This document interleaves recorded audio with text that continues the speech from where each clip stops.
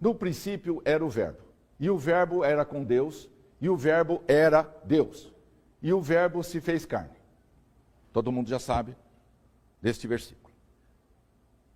O Verbo se fez carne, mas ainda é o Verbo. Esse texto é do livro do Caminho do Joel. Não mudou sua natureza, sua qualidade ou substância por ter se feito carne. A causa tornou-se visível como efeito, mas a essência ou substância continua sendo o Verbo, o Espírito ou consciência.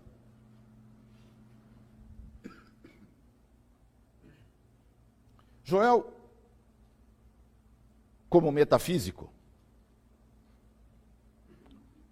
é às vezes, principalmente quando a pessoa o descobre pela primeira vez, difícil de entender. Porque ele vai dizer o seguinte, ele diz o seguinte: a doença não existe, ponto. A miséria não existe, ponto. O sofrimento não existe, ponto.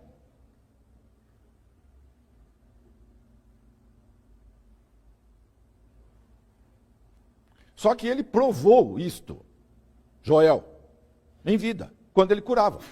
Porque qual era a metodologia para curar? Era exatamente essa. Na mente dele, quando chegava alguém ou ligavam por telefone, o que ele via naquele paciente? O Zé da Silva? A centelha divina. E a centelha divina não pode ter nenhuma doença, não pode ter nenhuma carência, não pode ter nenhum problema. Então, quando a pessoa ligava e falava, eu tenho um parente, ele falava, para. Pensa nele. Pensou? Pode dormir.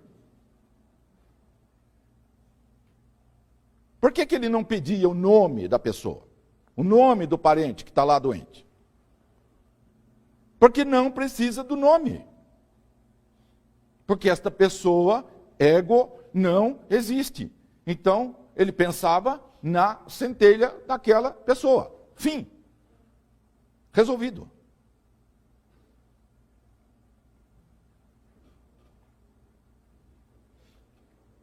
Todo o segredo do sucesso, da riqueza, de tudo mais, está inserido nesta frase, nesse conceito.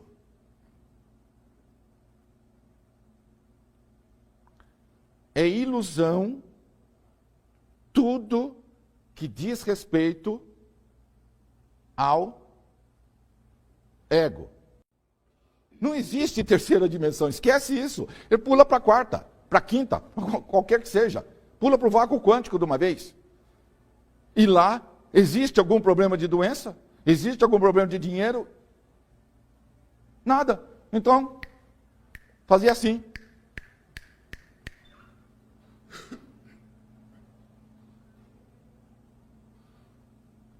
De onde que o mestre tirava 5.000 peixes? 5.000 pães, alimentava multidões. De onde? Mandou ir no supermercado? Deu um dinheirinho lá. Vai lá, compra um monte de peixe e traz aqui depressinha.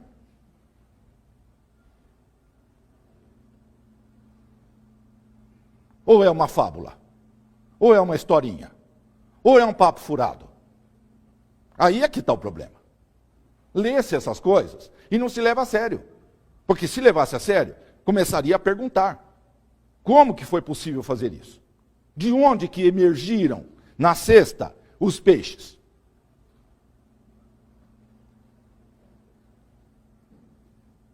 Agora, os físicos aceitam que o fóton aparece do vácuo quântico e emerge no nosso universo do nada.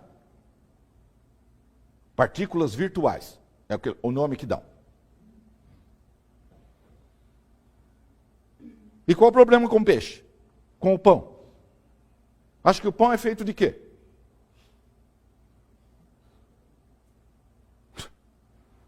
Átomos prótons, elétrons, nêutrons, quarks, supercorda, bóson de Higgs. O que é feito o pãozinho e o peixinho? Santo Deus! Qual a diferença de emergir um fóton ou um bando de fótons? Um monte de prótons, nêutrons e elétrons em formato de peixe, em formato de pãozinho.